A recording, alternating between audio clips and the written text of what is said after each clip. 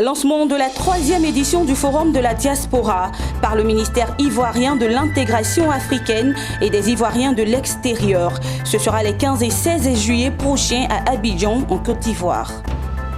Démarrage depuis ce lundi 8 juillet de la semaine de l'ENARC, de la 53e promotion de l'École nationale et d'administration ENA. Les activités se poursuivent. Et puis la compagnie Air Côte d'Ivoire lance un master spécialisé pour la formation de 30 auditeurs. Nous y reviendrons. Et voilà pour les titres. Merci de nous rejoindre pour le journal sur Business 24 Africa. Le ministère de l'intégration africaine et des Ivoiriens vivant à l'extérieur du pays a procédé au lancement de la 3e édition du Forum de la diaspora. Il se tiendra du 15 au 16 juillet 2019 à l'auditorium du Sofitel Hôtel Ivoire d'Abidjan. C'est un forum qui vise essentiellement à mobiliser la diaspora sur le développement socio-économique de la Côte d'Ivoire. Mon désir Nassimanto et Marusséry nous font le reportage. Quelle approche novatrice faut-il privilégier pour inciter la diaspora à s'impliquer davantage dans le développement de la Côte d'Ivoire? C'est à cette question que va répondre le 3e forum du ministère de l'intégration africaine et des Ivoiriens de l'extérieur. Du 15 au 16 juillet 2019, à l'auditorium du Sofitel Hôtel Ivoire d'Abidjan, les débats vont s'articuler autour du thème central « Talents et investisseurs, le rendez-vous de l'emploi et des opportunités ».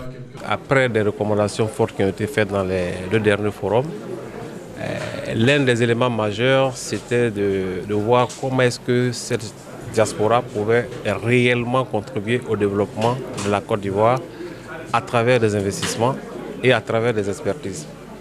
C'est pourquoi nous avons voulu, donc, pour ce 3e forum qui aura lieu les 15 et 16 juillet à Abidjan, nous consacrer sur 2 axes majeurs. L'axe des investissements et l'axe de la mise en valeur de nos compétences en matière de diaspora.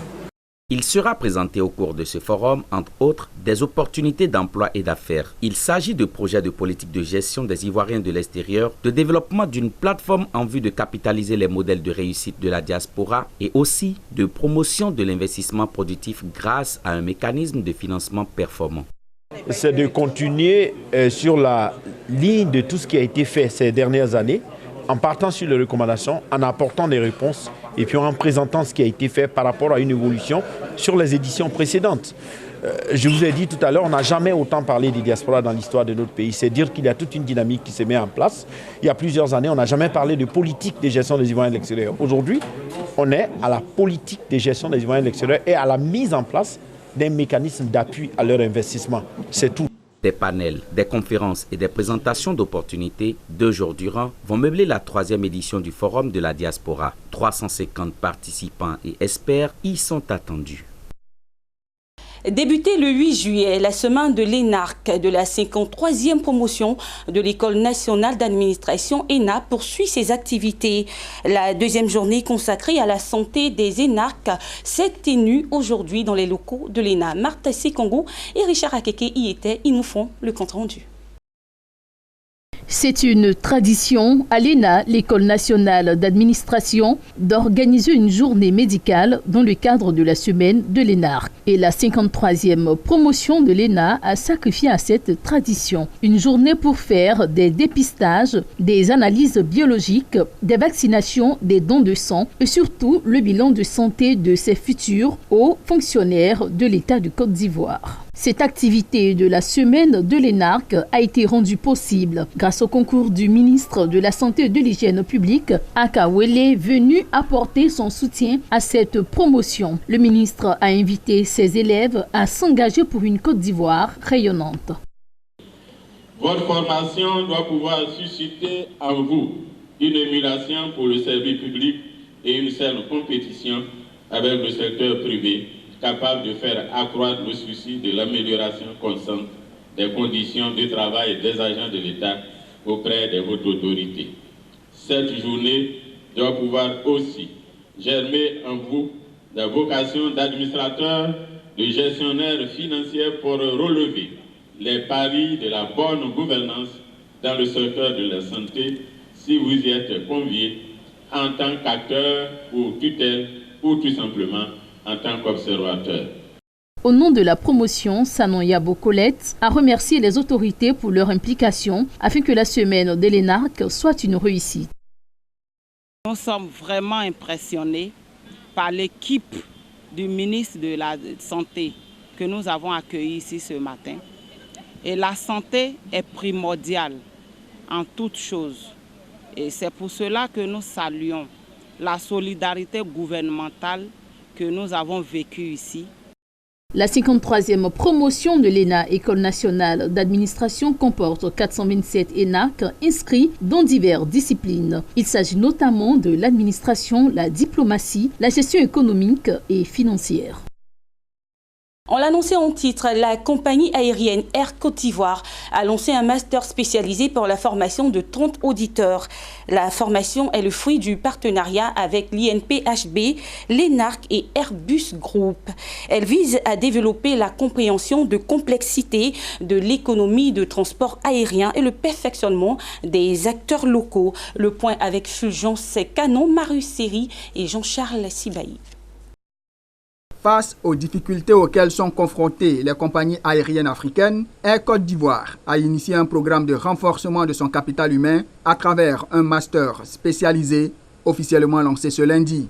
Une formation en management du transport aérien qui poursuit plusieurs objectifs. Il s'agit entre autres de la compréhension des complexités de l'économie du transport aérien et le perfectionnement des acteurs locaux sur les questions de stratégie marketing et réglementaire. La première promotion d'auditeurs bénéficiaires se compose de 30 personnes. Il s'agit de 25 agents d'Air Côte d'Ivoire, 3 agents de la Sodexam et 2 agents de l'ANAC. Le plus important, c'est qu'il faut se dire quelle est la problématique qu'on a dans la région. Okay. Comme vous savez, cette région-là qui part de Kinshasa jusqu'à Dakar peine à pouvoir créer des compagnies aériennes qui soient pérennes et rentables. Il y a des problématiques qui sont réelles, comme la sous-capitalisation, comme la petite taille du marché, comme la difficulté à trouver des financements.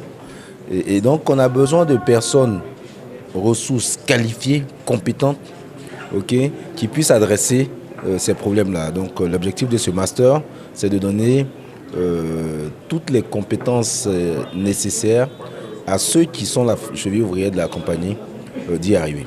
Cette formation en management du transport aérien se déroulera en 3 phases. Des cours théoriques, un stage professionnel de 6 mois et enfin une soutenance de rapport de stage devant un jury constitué de l'ENAC et de l'INPHB ainsi que de professionnels des entreprises.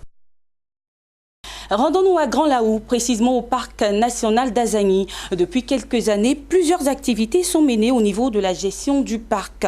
Un comité local est même associé à la gestion de ce parc. Le week-end dernier, l'OIPR, l'Office ivoirien de la préservation des parcs et réserves et les acteurs locaux étaient en réunion de suivi et de bilan des activités de protection du parc national d'Azagny. Le point avec Ariane Touré. Situé dans la région des Grands Ponts, plus précisément dans la sous-préfecture de Grand Laou, le parc national d'Azagny. Ses atouts particuliers sont entre autres l'existence de plans d'eau navigables sur la périphérie, la présence d'éléphants de forêt et de chimpanzés, une colonie de lamentins ouest-africains faisant l'objet de protection et des buffles qui peuvent être quelquefois surpris de vous rencontrer. Il faut dire que la réserve de faune d'Azagny a été érigée en parc national d'Azagny après déclassement d'une grande partie des surfaces de culture, d'où l'implication des populations riveraines dans sa gestion. Dans cette salle de la ville de Grand Laou, l'OIPR, Office ivoirien des parcs et réserves, et les acteurs locaux font le suivi du projet de l'OIPR et ses partenaires techniques et financiers.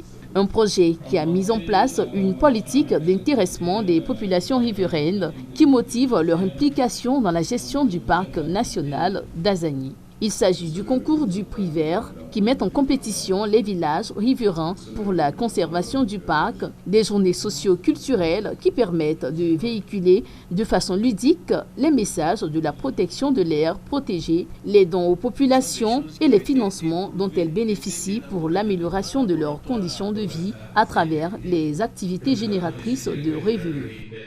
De par votre persévérance, je pense que le parc national d'Azagny est à travers tout le monde entier est vu est connu, est élaboré, est noté à travers tout le monde entier. Merci vraiment pour le travail.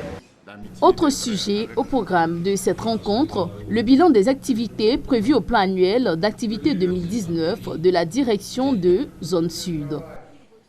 Nous sortons là d'une réunion qui a fait l'analyse du bilan d'activité du parc national d'Azani pour le dernier trimestre de l'année 2019.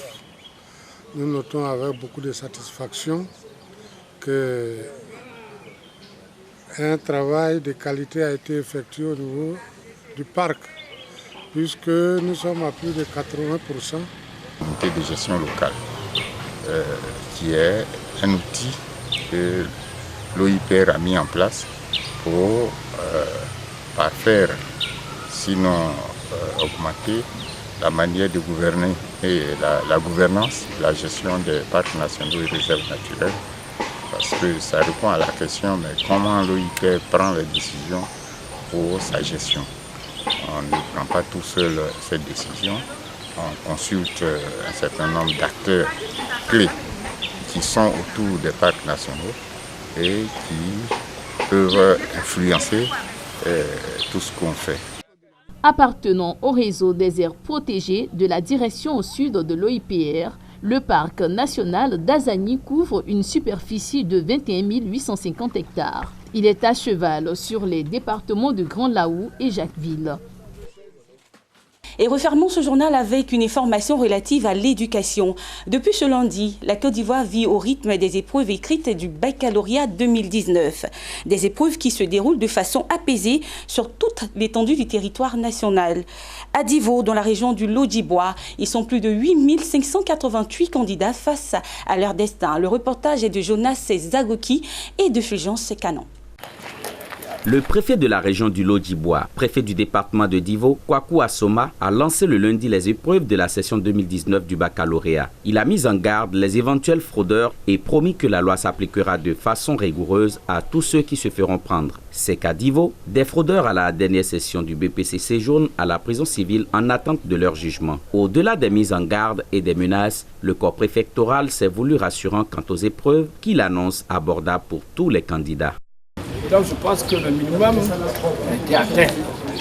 Donc les examens sont valides, les diplômes sont valides.